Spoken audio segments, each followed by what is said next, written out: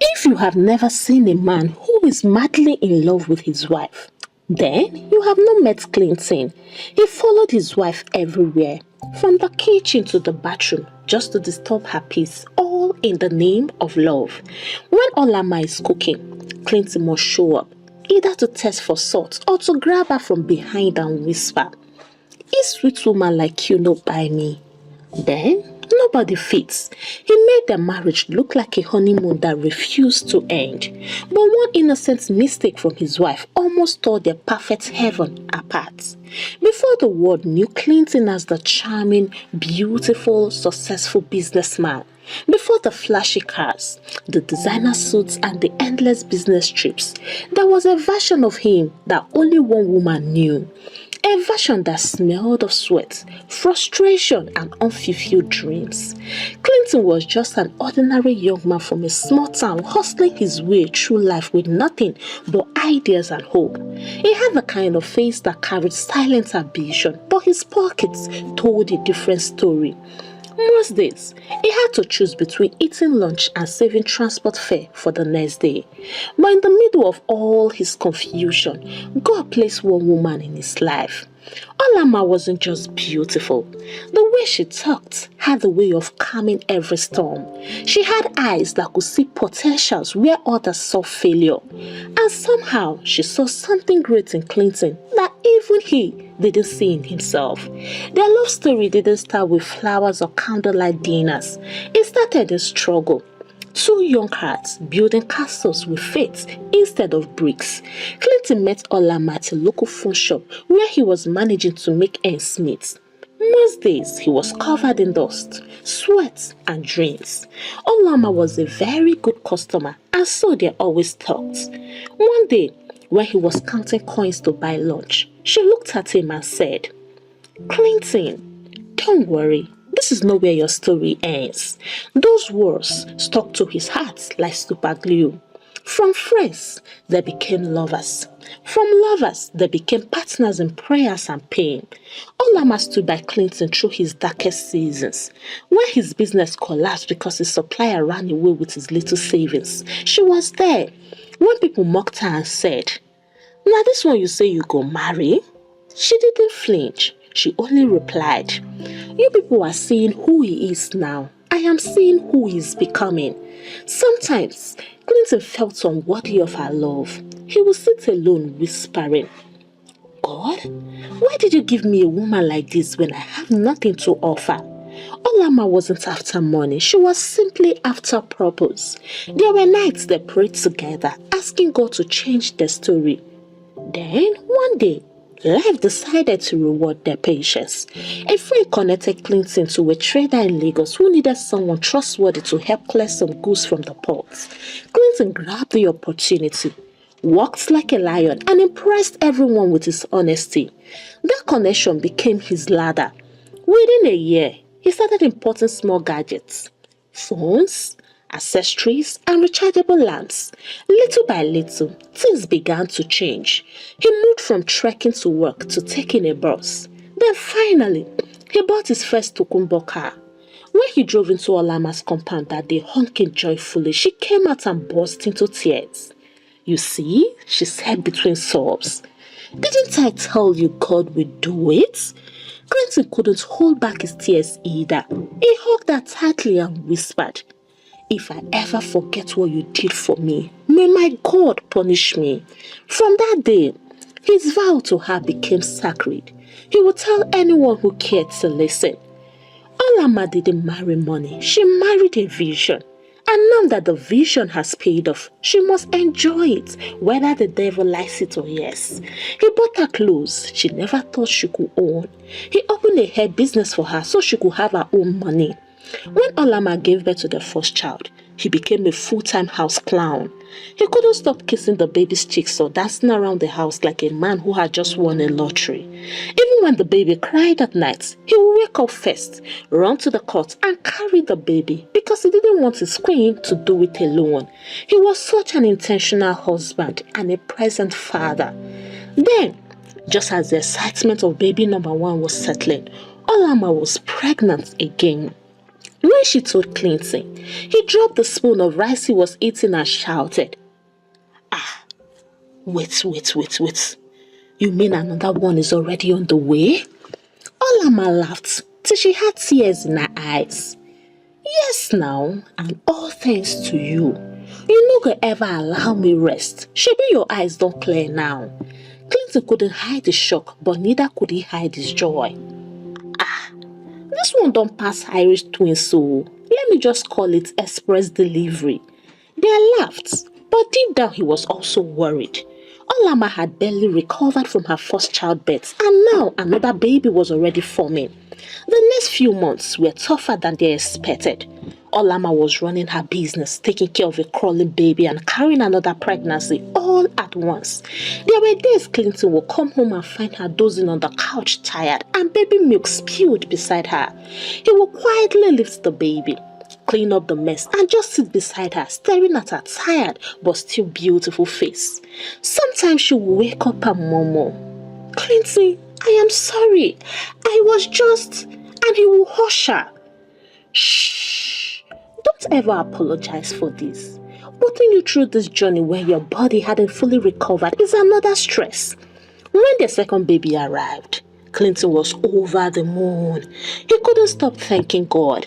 His home was now full, noisy, messy, and beautiful. But with two babies under 1 year, even love started to feel like hard work. The cries never seemed to stop. Diapers, wipes, rattles, and baby sauce were now the new home decor. At first, Clinton tried to help with everything, bathing one baby while Lama fed the other, washing plates after the dinner, but it became too much. He was managing his importation business and still trying to be a hands-on husband. He could see the stress wearing Olama down. Her once vibrant face began to look pale. She rarely had time to eat properly and sometimes she forgot to even brush. One afternoon he came home early from work and met her crying. He stood there and stared. Something broke inside him. He remembered the woman who used to dress neatly, who always had her hair made and who smiled easily. Now she looked drained, like she was running on empty. He sat beside her and said, "Dear, I am sorry for putting you through all this. I promise to lessen the load as soon as possible. I see how you struggle. I can't let you burn out like this. I have made up my mind. We are getting a maid." Olama looked up sharply. "A maid?" "Yes," he said firmly. "Someone to help with the babies, the laundry, the cooking and all. That will give you time to rest." At first she resisted. "You know I'm not used to people living with us. What if she doesn't take care of the children well?" Clinton reached for her hand. "Dear, we will choose carefully. I will make sure she's decent and respectful. I just want you to breathe again." After 2 weeks of searching, they finally found one. Her name was Amarachi, a 21-year-old lady from the village. From the first day, she came with humility written all over her face. She worked quietly, never argued, and was always eager to learn. Within days, the difference in the house was clear. Olama began to rest more. The babies were well fed, the laundry neatly folded, and the kitchen sparkled like new.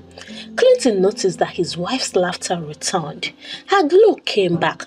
Sometimes she even dressed up again, not because she was going out, but just to feel like herself. The house became lively again. Clinton and Olama could finally sit in the living room and talk like old times. They would share stories, tease each other, and talk about their businesses. Their romance also reignited.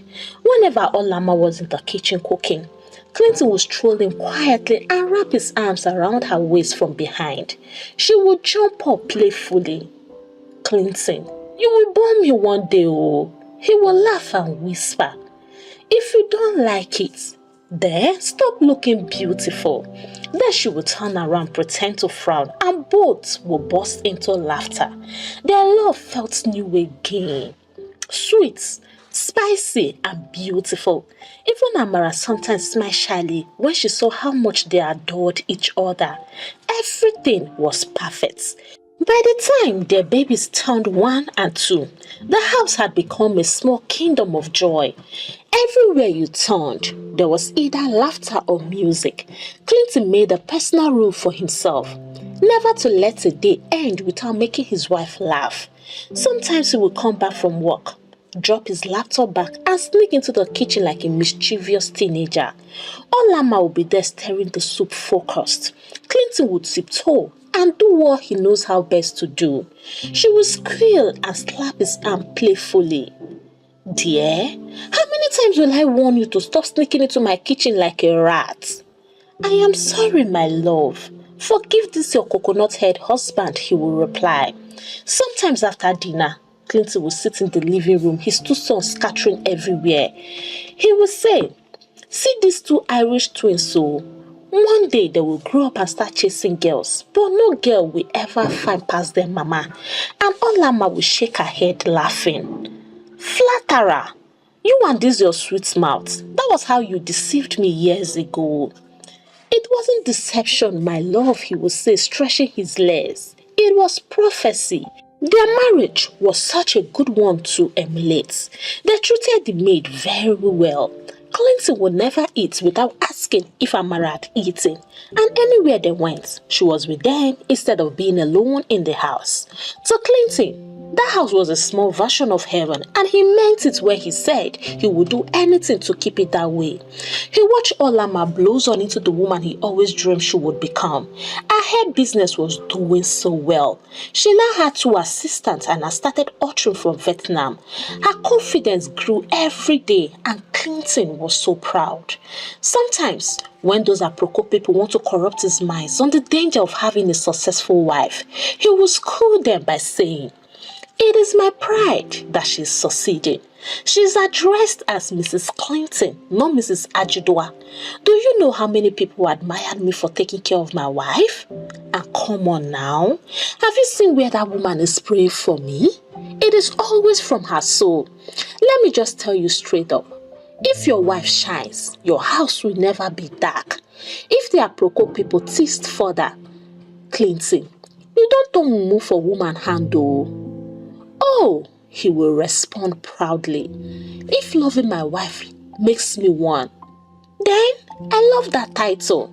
It was pure, unfiltered, and godly love. Until one day when Olama made a small decision that looked harmless, but at the same time caused the biggest confusion of their marriage.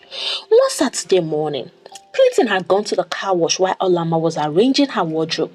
She had just bought new clothes and needed to create space. Amara came into the room with folded laundry. Madam, where should I put these ones? She asked politely. Olama looked at the pile and sighed. These old clothes have taken over my wardrobe. Then, as a kind gesture, she began to separate some. Amara, these gowns and blouses no longer fit me. You can have them. Take whichever you like. Amara's eyes widened. Madam, God bless you, ma. Thank you so much, ma. Olama smiled, completely unaware she had just planted the seed of trouble. It's nothing. You have been good to us. You deserve good things as well. Amara folded the clothes neatly and thanked her again, almost kneeling. She went to have her bath, and as expected, she wore one of the gifted gowns. To make things more confusing, she tied her hair exactly the way Olama did. When Clinton came home, the house was quiet except for the aroma from the kitchen. Coincidentally, it was his wife's favorite. He dropped his car key. The sight from the doorway melted his heart. His wife, his wife in his head, standing at the gas cooker, wearing that red gown that always drove him crazy. Without thinking, he smiled mischievously and tiptoed behind her. He wrapped his arms around her waist, rested his chin on her shoulder, and whispered in that soft, teasing tone, baby, this your food is smelling so nice.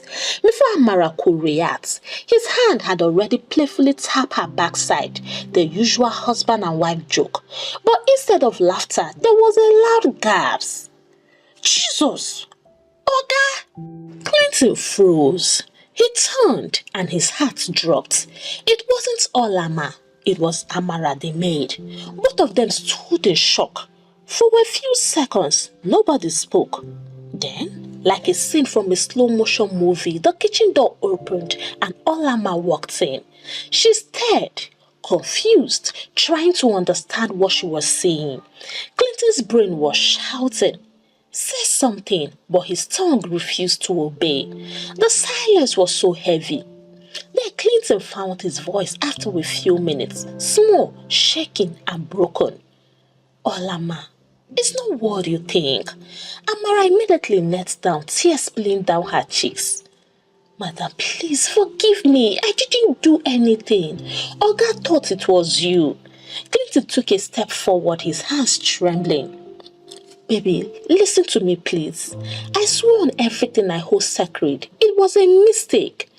Olama finally blinked, her voice barely above a whisper. "A mistake?" Her tone wasn't angry. It was calm, the kind of calm that scared him more than shouting ever could. She looked at Amara again, and then at the gown. Her gown. Suddenly, it all connected. The same red gown she had given away that morning. Her throat went dry. Clinton ran his hands over his head, pacing like a man who had just committed murder. "Olama, I swear, I didn't even look properly. I just entered, saw someone wearing your gown and thought." He couldn't even finish the sentence. The shame burned too deep. Olama said, "I know, Clinton. I know you didn't mean to." Her voice was calm, but her eyes were glassy. You could tell something inside her had cracked. She turned to Amara. "It's fine. Just finish what you were doing," and then she walked away. Clinton followed immediately, his heart pounding. He found her sitting on the edge of the bed, staring into nothing. "Olama," he whispered, kneeling beside her. "Please, don't let this moment erase everything we have built." She turned to him slowly. "Clinton, do you think I'm angry?" He hesitated. "You should be." "But I'm not," she answered, "because I know the man I married. You are not careless and you are not unfaithful. I made the mistake of giving out the dress without telling you. That night, sleep refused to come." Clinton lay beside her, wide awake, haunted by guilt. Every time he closed his eyes, he saw Amara's terrified face. He saw Olama's eyes, gentle but wounded. He whispered to himself over and over again, "God, what have I done?" By morning, his eyes were red and swollen. He went to the living room and sat there until Olama joined him with the babies. She tried to talk to him so he could regain his spark, but it was difficult for him because he felt he had done the abominable. For weeks, he could not laugh. Even when Olama cracked jokes or the babies did something funny, he would only smile faintly and look away. He was still fighting himself. "Why didn't I look? That was avoidable, boy, but your play made you grab something that is not yours." Olama tried everything. She cooked his favorite meals, played his favorite songs, even brought back the playful tone they used to share in the kitchen. Yet, she could feel the distance in his eyes. One night she asked, "Clinton, how long will you keep punishing yourself? Didn't I forgive you?" He sighed. "It's not about forgiveness, my darling. It's about shame. I feel like I failed you, and at the same time, I failed us." "Darling, you didn't fail," she whispered. "You just stumbled, and there is a huge difference." He turned to her. "Do you know what hurts me most? The fact that it happened in that kitchen. I mean, our kitchen. The same place we built memories. Now, every time I walk in there, I remember that moment." Olama reached for his hand. "Then we will build new memories there, stronger ones this time." The next day, she started her mission. She made sure every evening they cooked together again, even if for just boiling rice or making tea. At first, Clinton hesitated. He would linger by the door with his arms folded, afraid of touching anything that could trigger the memory. But Olama was patient. Gradually, the laughter began to return, but each time he walks into the kitchen, he calls her name just to be sure she was the one. In all of this, whenever Clinton saw Amara, he felt a pang of sadness. He couldn't take it anymore, so they had to send Amara away with a huge amount of money. The girl was so sad because they treated her so well. But then, Clinton wasn't ready to use emotions. He loved his wife above those tears, and that decision was upheld. That was the last time they had a maid because he wasn't ready for any story that touches the heart. One evening, while watching TV, Olama rested her head on his shoulder and whispered, "You know, I am glad it happened." Clinton turned to her startled. "Glad what happened?" "That mistake," she said, "because it reminded me that we are humans, and it showed me how much you truly value me. It also taught me to be careful with my kindness." From that day, she became mindful. She realized that sometimes even kindness needs boundaries. She stopped giving her clothes away randomly and became more careful about what went on in the house. But most importantly, she became more vocal about appreciating Clinton's efforts. Sometimes she would stop whatever she was doing, walk up to him and say, "Thank you, dear, for loving me this way." Their children began to grow into the love they saw. Little Chima once said in his baby voice, "Daddy always washes plates for mommy because he loves her so much." Her parents laughed, but deep inside, that sentence became Clinton's biggest medal. One day, something funny happened. Olama was cooking in the kitchen wearing one of her new dresses. Clinton returned home, perceived the aroma, and smiled mischievously. The playful spirit that defined their marriage before the incident suddenly took over him again. He tiptoed towards the kitchen but stopped at the door, cleared his throat, and called her dramatically, "Olama! Confirm that you are the one there before I enter, because I have not seen this dress before." She laughed so hard. Clinton, "So you will not forget what had happened, right?" "Never, he shouted, laughing. Once beaten, forever alert. Even the children joined the laughter.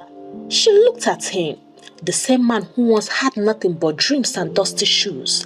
Now her Odogu, full of peace, humility, and joy. Her heart swelled with gratitude. "Clinton," she said, "if I had to start all over again, I would choose you over and over again." The way she said it, Clinton turned off the gas, carried her into the master bedroom, and shut the door on all of us. And that was how Clinton and Olama rebuilt the heaven from the ashes of one innocent mistake. Hey, African Tales by Karma Tribe, how are you all doing? For me, I am doing just fine. Did you enjoy the story as much as I did? Alright, for today we are going to be having a conversation in the comments. So I ask, do you think Clinton did the right thing by sending Amara away, or did he overreact? Should he have kept her since it was just a harmless mistake, or was it wise of him to protect his marriage by cutting off temptation completely?